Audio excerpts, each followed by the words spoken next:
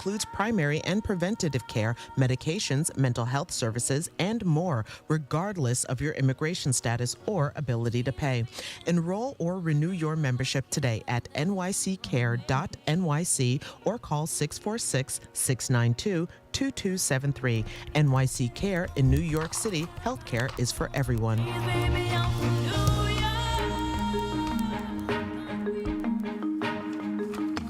I'm Jeff Simmons, the co-host of City Watch for Thursday afternoons at 5 o'clock.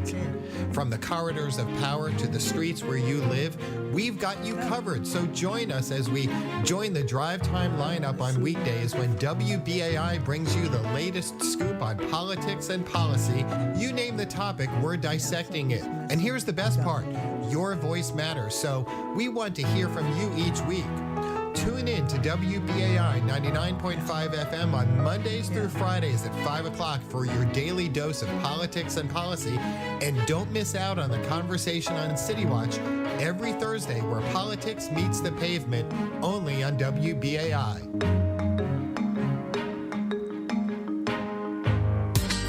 New York State, Tri-State, out-of-state, sock passe. It's DJ Hard Hitting Harry, Haitian All-Stars Radio Podcast. Tune into our brand new day and time. Friday mornings, 12 midnight to 2 a.m. right here on WBAI 99.5 FM and WBAI.org on the web. I'll be your host alongside DJ C and the team Haitian All-Stars Radio DJs. If it's new and if it's a hit, you already know we got you. They got the hottest music. Haitian All-Stars Radio got that heat. Enjoy the latest and classic compas, zouk, rabodai, racine, plus reggae, soca, dennery, bouillon, afrobeats, amapiano, and much, much more. Been Haitian All-Stars brand new day and time. Fridays, 12 midnight to 2 a.m. right here on WBAI 99.5 FM. Make sure to check out Haitian All-Stars Podcast. Okay. Available on major streaming platforms. Check it out.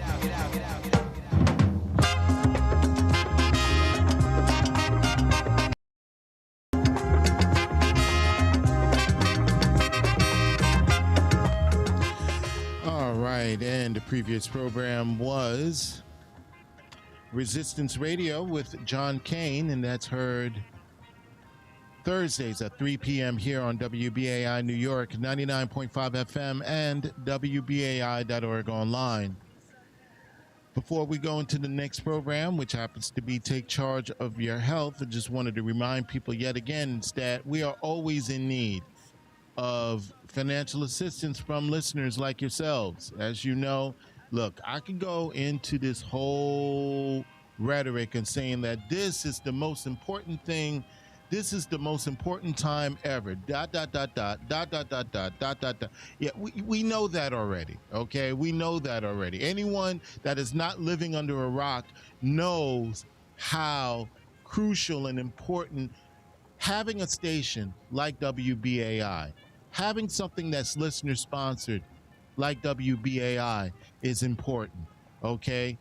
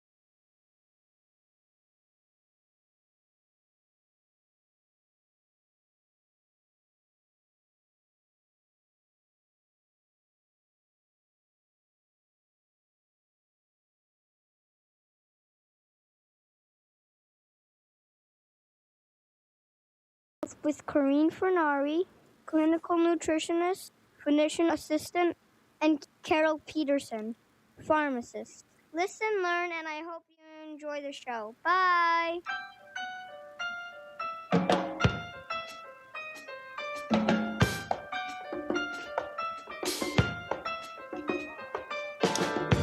Welcome back. This is Take Charge of Your Health with Corinne Fernari, clinical nutritionist and physician assistant, and my co-host, Carol Peterson, pharmacist. Every week, we present you with new and creative ways to help you make sense of health information and bring it home to you and your family. With years of clinical experience between us and research into traditional and cutting-edge technologies, we give you practical information to help you take charge of your health.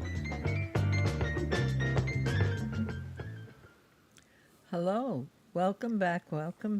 We're here. I'm Corinne Fernari. I'm here with my co-host, Carol Peterson. and we have a really informative and unique program for today. Now, this is a subject Carol and I have spoken about, an important subject, but we've spoken about it from a different lens, looking at it through a different lens. We were looking at birth control pills and how they blocked much of women's sexual response and some of their emotional response, but we didn't go deeply into it. Today, we're going to go deeply into it. I'm going to start today with a quote. I will read it to you, and then I'll pass it to Carol. It's called The Paradox of Declining Female Happiness. Wow. So for decades, the cultural narrative has framed the advancement of women as an unambiguous victory lap. Since the 70s, the trajectory of progress has appeared to move in only one direction, and that's upward. Women have shattered the glass ceilings in more industries than one, secured more university degrees than men, achieved an unprecedented legal and economic parity. However, a silent erosion of a sense of well-being has taken hold. A disturbed intention has emerged between these objective societal gains and subjective internal realities. The data reveals a stark disconnect between external success and internal satisfaction. They call it the paradox of declining female happiness. And we're going to look at it from a chemical and physiologic relationship. And where is it coming from? Carol, can you take it from there? Is that a good enough entry? That's a wonderful entry, and that's what got us on this journey. And it comes from the Substack Lies Are Unbecoming. But I'd like to back it up a little bit and go back to where there was no pill in the development of the pill. And way back then, birth control, I was in Wisconsin. If you were an unmarried person, you could not buy birth control things like condoms, for instance, or contraceptive jellies. So into this framework comes the birth control pill. And it caused all kinds of commotion. The Catholic Church got involved and whatnot. But there was a foundational book way back when. I came across it a couple decades after the start of the birth control pill.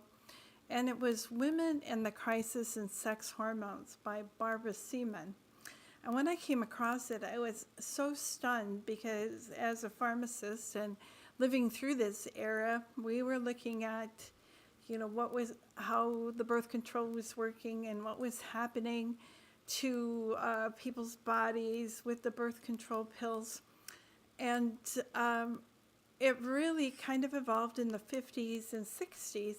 And the Planned Parenthood, Margaret Sanger put a lot of money into the development of artificial hormones to be used as birth control. We had already had the Russell marker isolated a part of the soybean and the yam that was similar in structure to cholesterol and was able to alter it and create progesterone. So this was the marker process that brought us progesterone. But very soon after this happened, that this was a big rush to create a birth control pill, which works by kind of stimulating your body to think it's pregnant already. So you're not going to start the process of implanting an egg. And you have structural differences. Your cervical fluids are different. And I was alarmed to read that those first birth control pills were studied, and not in a large group. It was about 25 Puerto Rican women. And I didn't realize it was that small. Yeah, and actually a couple of them died. And that was, of course, taken out of the data, and soon the... Well, it was an inconvenience.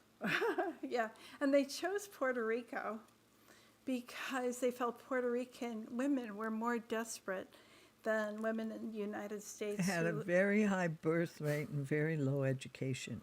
Right, that's why they chose to put it out there. But unfortunately, the pill, and you and I were discussing it the other day, you started out with that original pill, which was quite strong. Do you want to relate your experience with the pill? Well, I heard about the pill and how wonderful it was, and how easy and convenient it was. And so I began to take it. Now, I was a skinny girl in college. I usually don't talk about myself, but such a long ago experience doesn't embarrass me. But I was this skinny girl in college. I gained 40 pounds in 2 months. I went off of it and never have been on it since. So that was in 68, right in there, maybe 69. It was horrible. Took me over a year to get the weight off, but I just bloated up like a pig or cow ready for slaughter, because even at that time they were giving hormones to get the livestock, fatten up the livestock. It was such a high dose. And Yeah, how about you, Carol? Okay, so I didn't have that first one. I got one of the later developments. And I took it for 2 years, and during that time I developed dyspareunia. As it happens... What's dyspareunia? That means pain. Pain coming from your vaginal area, especially with sex. So it turns out, I learned later at a conference on women's sexual health, that entrance to the vagina does not have the same tissue as the rest of the vaginal tissue inside. It is actually the same as your urinary tract and your bladder. And it has a lot of receptors for testosterone. So one of the things that the pill does is it increases carrier protein, sex hormone binding globulin. Which blocks testosterone. Right. So but there's something else. Induced by estrogen goes to extremely abnormal heights and pretty much makes your testosterone, if you have any, inactive. When I took blood tests on people who had been on birth control pills for a long time, that what I would see would be that there, actually one woman came and she'd been on the birth control pills. She was in her late 30s, wasn't feeling well, kind of blah. And I took a blood test and her hormone panel looked like an 80-year-old. There was almost no hormones across the board, but testosterone significantly. Now, when you look at a panel like that, what do? You worry about her mental health. No wonder she feels blah. You worry about her skin tissue because you need those hormones to have that vibrant, beautiful skin.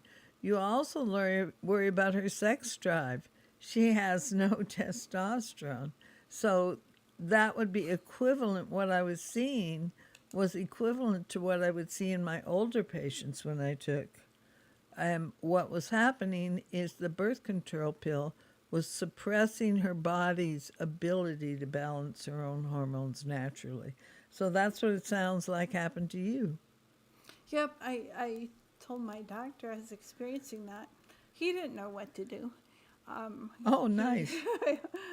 He suggested another drug when I read up the what the other drug might do. That was not a place I was going to. And so I stopped the birth control pill at 2 years, and it went away. Oh, 2 years. I've had people longer. They couldn't rebalance themselves. They had to come and take aggressive measures to be able to rebalance themselves. One of the things you're lucky. One of the things that really concerns me now is we're talking about societal things too around the pill, and one of the things that we see is young girls are going into their doctors for their first exams for whatever, pap smears or whatever, but they are just being put on the pill left, right, and center.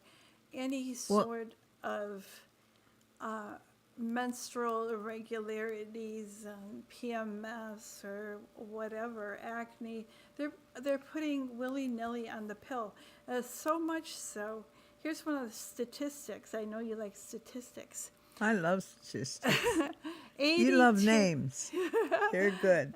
82% of the female population has used birth control pills at some time or another.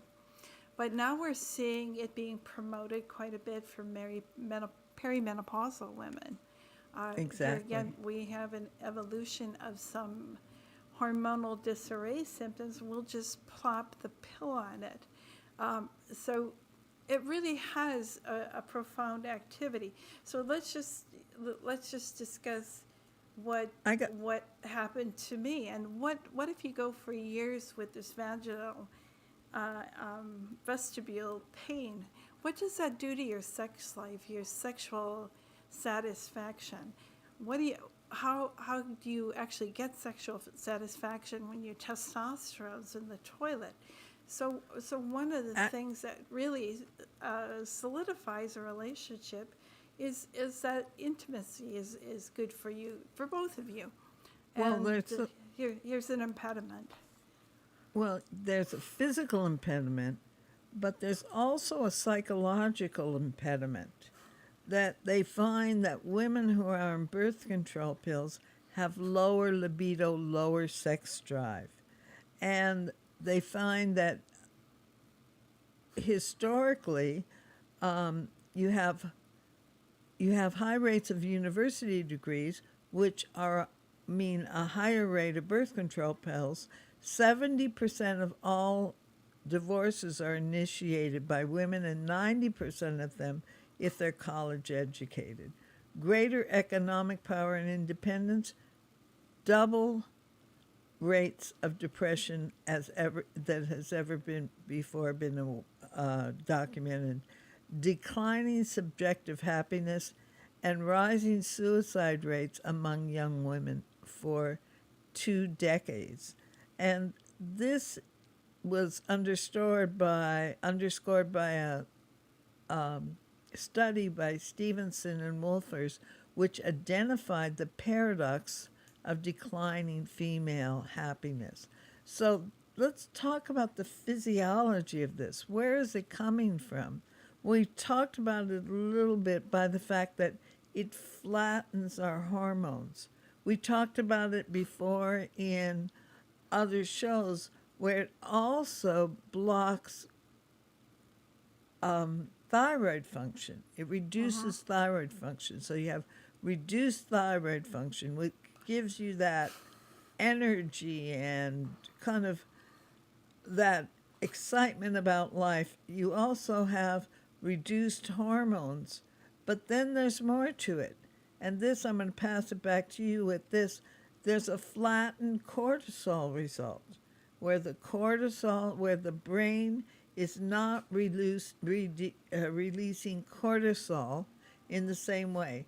So women don't react to stress or danger in the same way when they're on the pill and when they're off the pill. Can you explain that to us, Carol? Okay, well, the cortisol response is what happens when you have an adrenaline response. And I thought the article kind of skipped that piece. That surge of adrenaline is the fight and flight, or it can make you very creative. A lot of people like that high adrenaline effect. They could be adrenaline junkies, we call them, because exactly in that state they feel amazing. They're feeling wonderfully creative. However, it can be too much of a good thing, and cortisol should rise to actually put a brake on that, allow you to manage your adrenaline up and down a bit. So what you basically do with the birth control pill, you have a synthetic progestin going on, and that progestin blocks your ability to make that oh so important hormone progesterone, and progesterone is a precursor for you to make more cortisol. So when cortisol is demanded, you're running out of it, and then you need more. Progesterone is a precursor. You don't have any progesterone of any sort to be able to make that with. The progestin in the birth control pill will not make more cortisol for you.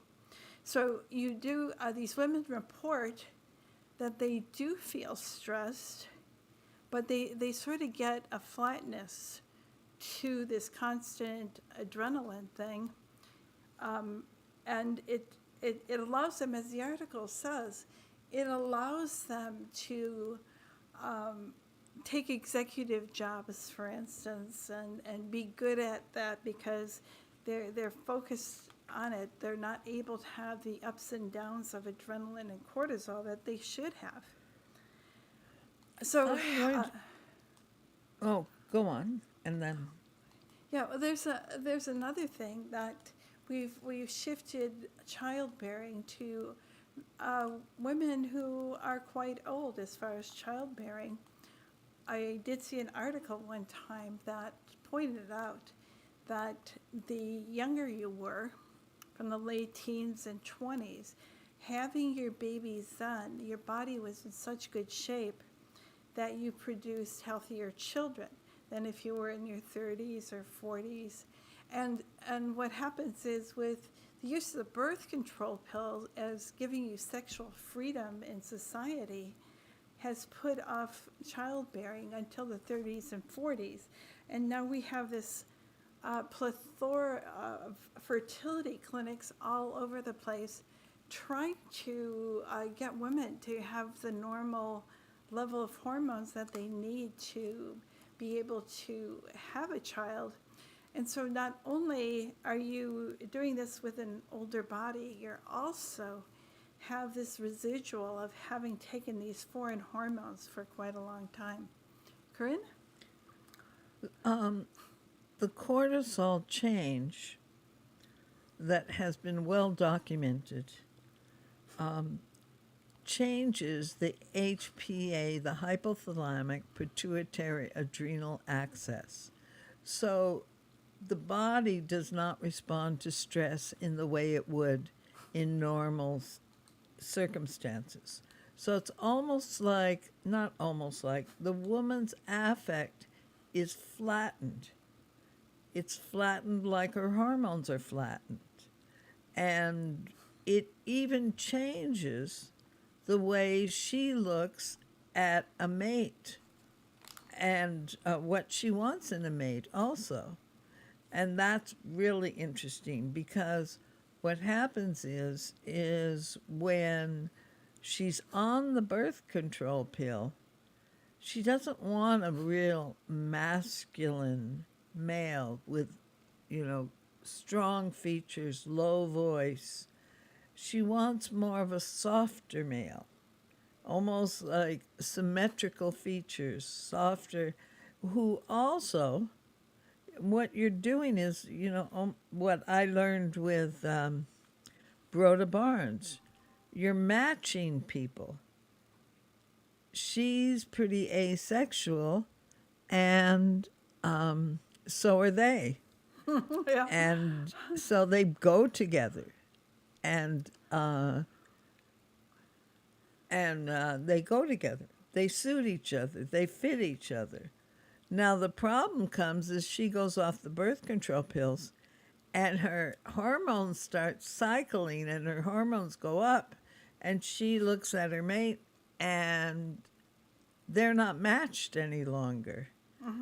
They were matched in the suppression, physical and emotional suppression, and now they're not. And it creates some of what we're seeing in terms of discontent later on in the marriage.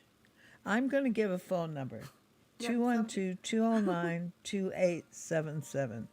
212-209-2877. Now, this is really an interesting and important talk that we're sharing with you, because this has been a chemical experiment on the women of the world. Lots of the side effects that we are seeing now and documenting now were present in the 70s and 60s, and they were seeing them and documenting the same thing. But rather than deal with the side effects or change what they had planned to create in the birth control pills, they just classified it as an inconvenient response. They literally wrote that. It was an inconvenient response. So what you have here is now there has been a chemical experiment on the women of the world. 212-209-2877. Yeah, please join the conversation. I really enjoyed what the article said. Just as you're referring to, they've done these studies over and over again, and they'll show women pictures of men and ask them who they're more attracted to, and it's exactly, as you said, the non-birth control pill. Women went for the men who looked sexier and had stronger features, bigger jaws, and then because in the luteal phase or in the use of birth control pills, which kind of gets the hormones similar to luteal phase, you can't really say that because it's apples and oranges, but that transition also happens in the normally cycling women. They look for the softer men if they are in the luteal phase, ready to nest kind of thing. So fascinating. And this is not just one study. These things have been done over and over again. And it also goes with the smell. When we have a metabolic relationship to smell and what we're attracted to and what we're not attracted to. And what our bodies, when they're not on the birth control pills, are attracted to opposite smells from ourselves. Because one, we want to strengthen the gene pool. We want a difference from us. And then you strengthen the gene pool by the difference in the fragrance. But then when you're settling down and getting ready for delivery of the baby and your hormones have switched, you have a little bit different relationship to your attraction to smell. It's very interesting that this. I really hadn't understood it in this way. I remember seeing a slide for a study. This was very well done. Had a group of young men all lined up, and they had their arm lifted over their head, and they would have women sniff the underarms. And they found that it affected the women's menstrual cycles and the amount of hormones they were making, which is so interesting, just from the pheromones from the armpit.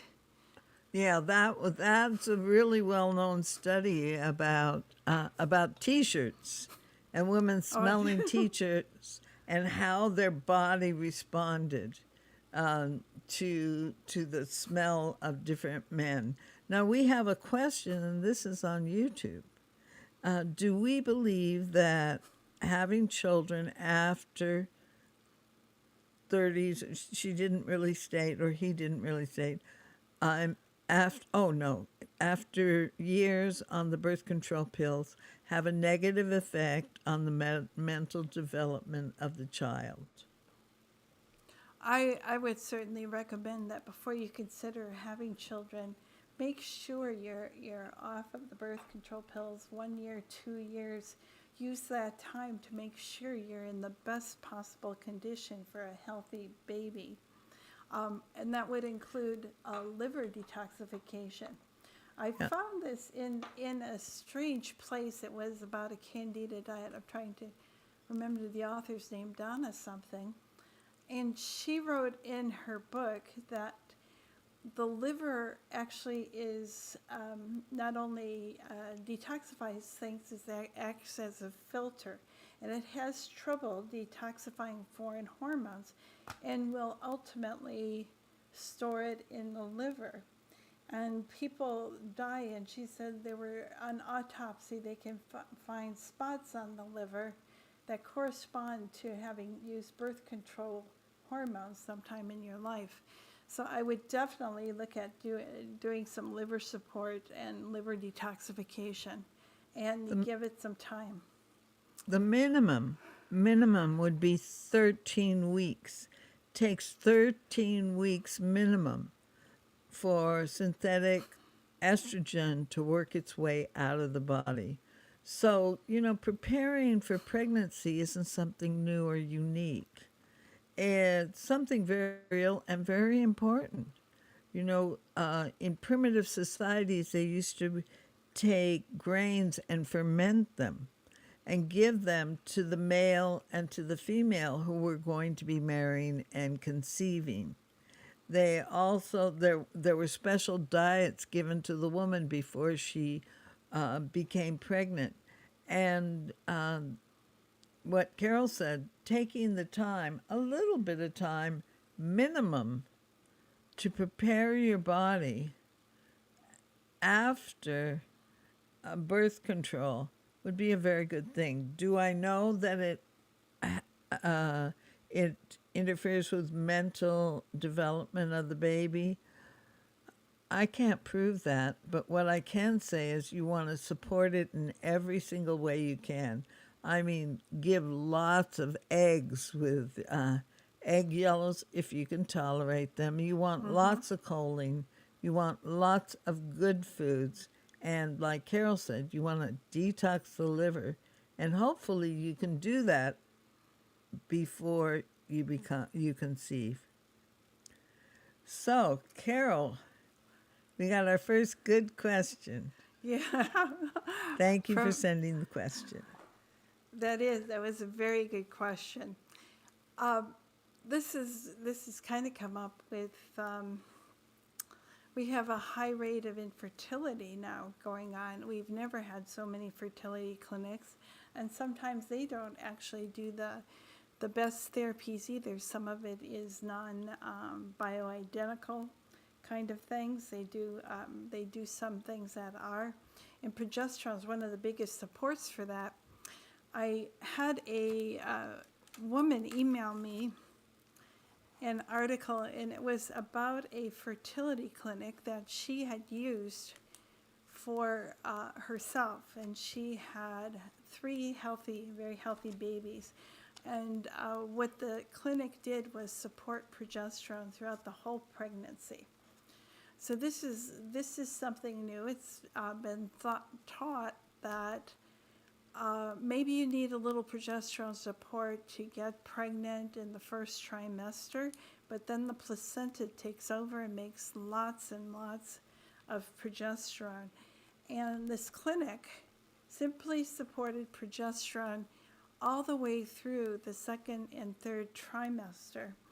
I'm beginning to think that there is such a thing as an estrogen dominant pregnancy, which would include a lot of unhappiness, a lot of nausea. Progesterone should help you sleep well and be calm. And being pregnant should be one of the happiest times in your whole life, with hormones that are doing what they should be doing. And so I think there's some deficits going on our ability to produce that progesterone. One of the things that can also be a player in here is the history of that person who went to use birth control pills in the first place. So you could be the child of a pregnancy with not enough progesterone. You're a cranky child. You get diagnosed with ADHD. When your cycle comes, you have PMS, or you develop PCOS, or you develop infertility.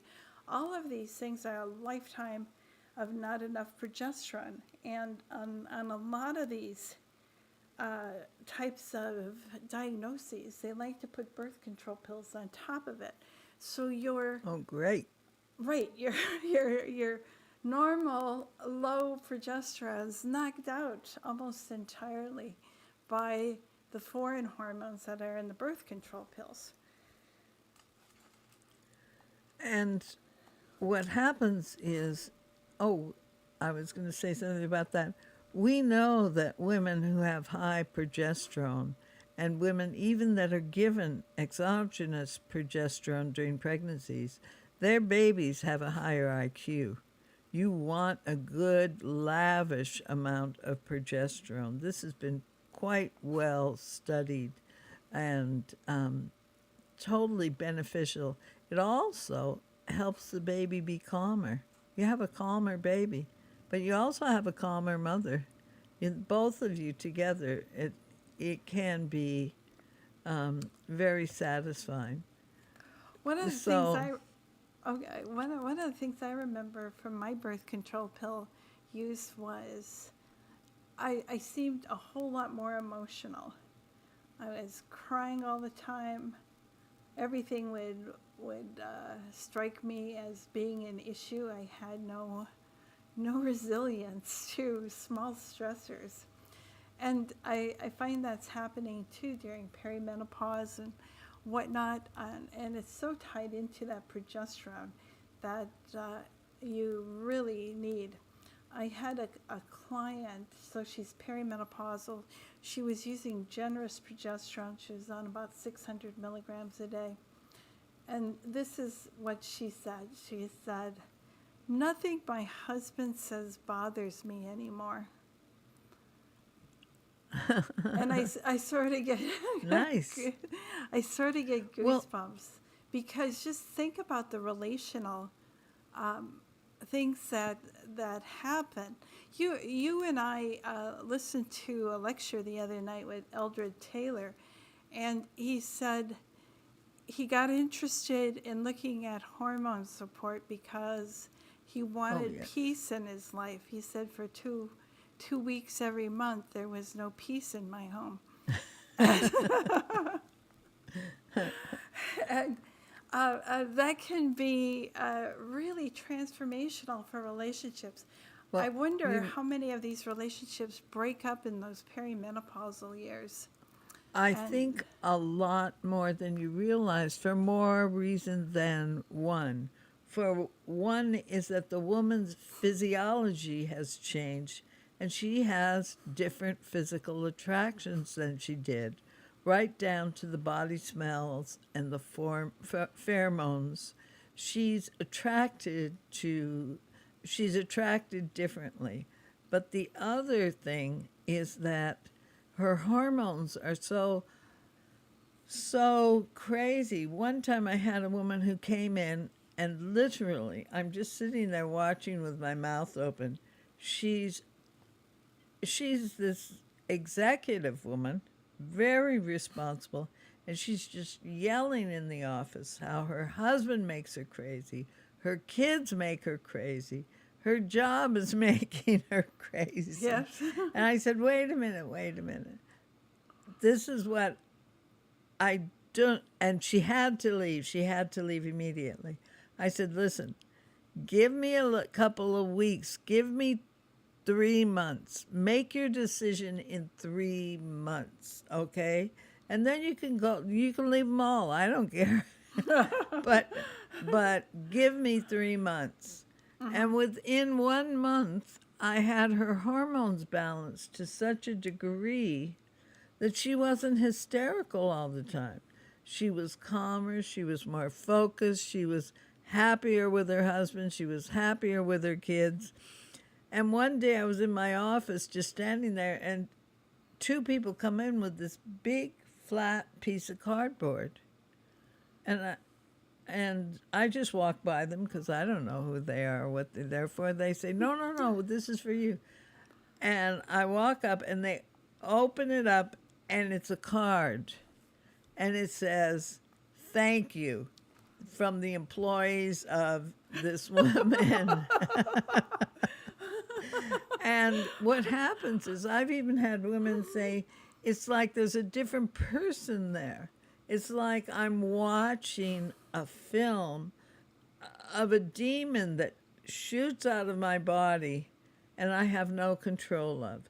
And that's what being off or irregular in your hormones or imbalanced in your hormones can feel like to so many people. And also I want to say it's just not necessary. It's really not necessary. We're ready to take your phone calls. The number to call is 212-209-2877. And we'd love to hear from either the YouTube listeners and or the radio listeners. It'd be wonderful. I'd love to share the time with you. So women who met partners while on the pill reported lower sexual attraction and lower sexual satisfaction, but higher satisfaction with non-sexual aspects like calm, financial provisions, faithfulness. Conversely, naturally cycle women tended to choose sexier partners who were sometimes less reliable providers. So that's an interesting fact. The Puerto Rico trials was connected, the Puerto Rico trials, to exploit the desperation of poor women. That's why they chose those, who were expected to be more compliant with invasive protocols than American women. And despite high rates of severe side effects like nausea, breast soreness, depression, researchers dismiss these symptoms as just inconvenient and acceptable variations. And that's the part that's sad, that we weren't being we weren't being heard at all while they were creating these these pills and focusing. The Right, number to and call 212-209-2877. Carol? It's had such a big societal impact that's only looking backwards now we can tell like what happened to us. I'd like to point out these birth control pills, especially the earlier ones, and especially the progestin, norethindrone acetate, and then ethinyl estradiol for the estrogen. These 2 molecules started causing blood clots. And women, as I said, the Puerto Rican women, I think the blood clots were the cause of those deaths, but these 2 particular chemicals have a high rate of blood clotting. And one of the problems is it's simply, as I mentioned before, the progesterone's literally wiped out in your body when you use a progestin. sits in the receptors, and your body has signaling that you have plenty of progesterone. The receptors are full, you don't need any, your body does not produce it. There's also another thing that's highly tied in with birth control pill use that people don't look at. It's that mental diseases are very, very common in women. It's 1 in 5 women have been diagnosed with some sort of mental imbalance. And it can go back to these hormones. We're putting in hormones that don't belong in the human body and blocking our own natural production, as you saw yourself when you tested somebody for hormones when they were on the pill. Really is an exercise you don't need to do because you know they're not going to be there. The test for the real hormones. You're not testing for those aberrant molecules, so it's not going to show up on your test, but what you will see is your own normal hormones that are really suppressed. So there's something, and this is not being said from a religious point of view, this is being said from a biological point of view, is that the pill changed male and female relationships by severing the link between sex and pregnancy and creating one sector for casual sex and another for marriage. And this forces women seeking commitment to compete with those willing to offer sex without it, effectively lowering the price of sexual access for males. And also, you always hear men don't want to commit, they don't want to commit, Well, part of it is they don't need to commit in the same way that they had to before. And so they're, in a way, there's a very strong disassociation between the commitment relationship and the sexual relationship. So it's a physiology that changed the psychology of the male and female relationship. We've got a caller. Hi, you're live. Your name, please, if you want to give it. Veronica, calling from Manhattan. Hi, Veronica. Hi, can you speak just a little bit louder, please? I just pushed up my phone. Can you hear me better now? Yes, a little bit. Okay, when I first decided that it was necessary to do birth control, I went on it, and what happened was within a month and a half, I became incredibly depressed. And I couldn't understand it, and my doctor said, "Well, it's just your mind." I said, "Well, yeah." I'm very depressed. And then I was a singer, and I proceeded to lose my voice. Oh yes. Oh my goodness, yeah. I can support that. 3 different doctors proceeded to tell me, "Oh, it's in your mind." I said, "It's in my throat." So I went to my childhood ENT, and he looked in my back of my mouth, and he said, "I can't see anything, but I hear it. I hear it." He lifted the uvula, pulled the uvula forward. There was a massive infection behind the uvula, in the mask of my face. Now, I went off the birth control, and everything healed. Everything went right back to normal. 2 years later, I did it again, went on birth control, same symptoms. And I went to the doctor, different doctor, and he said, "Oh, it's in your mind." I said, "Thank you, doctor. I'm going to hear that." And then I went off it, and I've lived my life on rhythm. Yes, I can count. And it has been great stead. But the depression was gone. Those inflammation and infection systems all went away. Had a great career. Nobody ever heard the wiser. It sounded like a young girl forever and ever. But that's my story on the birth control. And there was a remedy. I had to do something that doctors suspected I was getting fibroids, so he put me on progesterone. And he said, if you have any symptoms, you just stop it. So within 5 days on the progesterone, I was crying. I was depressed. I was just horrified. And so I stopped it. When I went back, he said, "How's it going?" And I said, I had to stop it. Oh, why did you do that? I said, because I was getting depressed. I gave him my symptoms, and I told him what the reaction I had. And he said, well, that's unusual.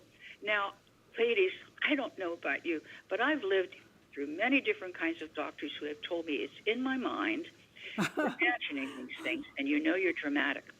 And I have learned through my life, I am not dramatic. I am not over the top. I'm an incredibly observant person of my body. So well said.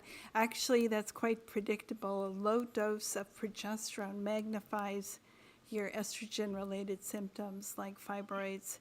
So you were severely underdosed when you tried it. And that's, remember the name Orthonovum? Oh, that was a birth control pill then.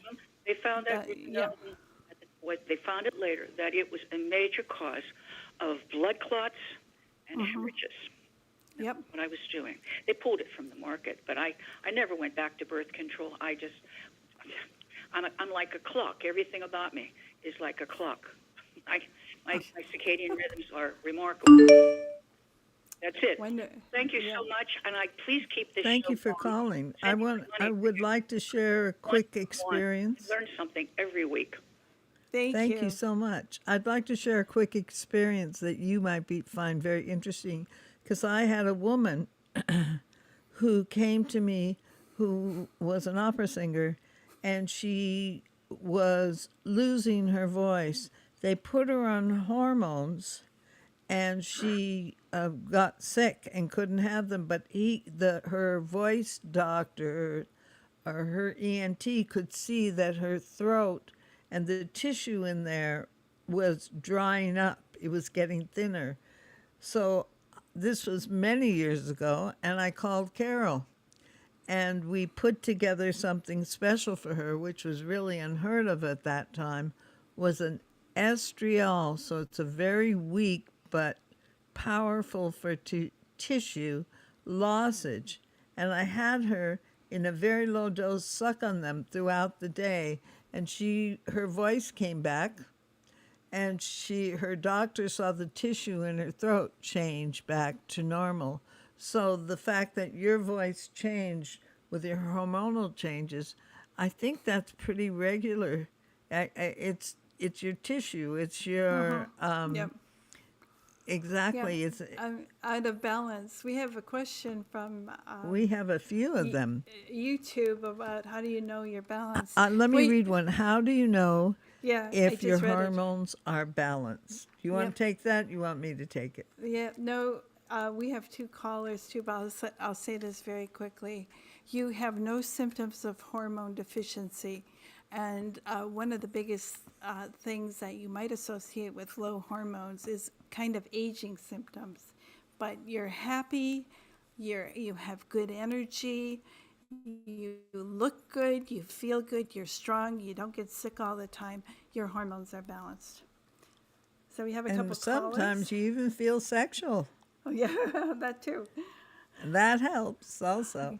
So we have callers. Hi, you're live. Your name, please.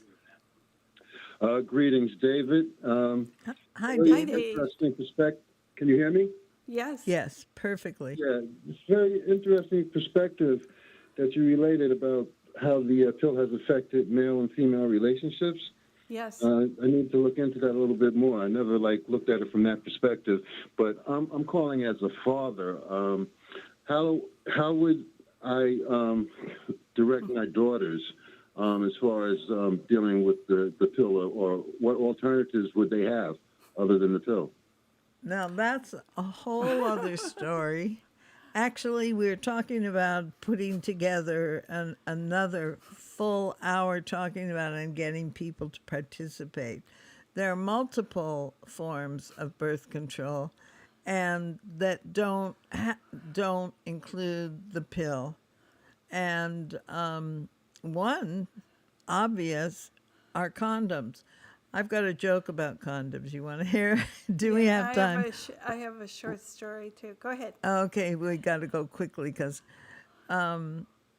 Well, maybe I won't tell my joke about condoms. You tell your quick short story. I'll tell my story. I had a foreign exchange student who was in high school, and she met a boy. And I was getting a little worried about her having sex, perhaps, and getting pregnant on my watch. And so what I did for her, I picked up this keychain, and it had a holder, and it had a condom. And I said to her, I really don't need to know what's going on with your relationship, but I'd like you to have this just in case. And she took it extremely well. It sort of acknowledged her femininity and her moving into adulthood kind of thing that she could be responsible for. So I had a really good end of story with that. So nothing ever happened that I know about. And she took it so well. I thought it was nice. It's kind of acknowledgement of her sexuality. And we have another caller, we've got 2.5 minutes. Okay. Hello, you're live. Daryl McPherson. Your name, please? Daryl McPherson, Bronx, New York. Hi. Hi, I missed your name, but I heard you're from the Bronx. Daryl from the Bronx. Oh, there we go. Hi, Daryl. Daryl. Thank you, Reggie. Couple of things real quick, and I know you don't have a lot of time to answer, but what if, are you all familiar with bonobos as compared to chimpanzees? No. Then we won't. You got to give us a quick question, and we can answer it because there's another person waiting, and we have to go. Oh, I apologize. All right. So then, what I'm asking is there any relationship between sugar and sugar fluctuations and your hormones? Very much. That's a whole show in and of itself. It's totally connected. You can literally change your whole hormone balance by sugar surges and drops and surges and drops, and you play. Insulin glucose shifts are responsible for vasomotor things. So yes, very much so. Majorly. So thank you for calling. And do we have someone else? We got 1 minute. Okay, I guess not. So no more callers. That's it. Good, thank you, Reggie. Carol, so we're closing up. This was it was a good topic because it's really not discussed. People don't really understand how everything is connected. Right, but this last question here was so good. It brought it all together. Does sugar have an effect? Definitely. So everything is all connected, very important, and understand that. And when you're on the birth control pills, you're shifting the balances in maybe ways you're not going to be too happy with. So what's your website, Carol? My website is thewellnessbydesignproject.com, and I have a YouTube page as well, same name. And Corrine? Mine is pretty easy, Corrine Health. We have a Facebook page, Take Charge of Your Health Radio with Corrine and Carol. We have another page that's very interesting, Progesterone for Men. We're sponsoring a group, Facebook, and we're also YouTube. Take Charge of Your Health on YouTube. So if you want to watch this show, just go on to YouTube. It'll be up in a couple of hours. So thank you for sharing this time with us. Thank you for sharing your thoughts, and we'll be back next week. Thanks, Carol. When we're together, I always learn. Me too. Bye.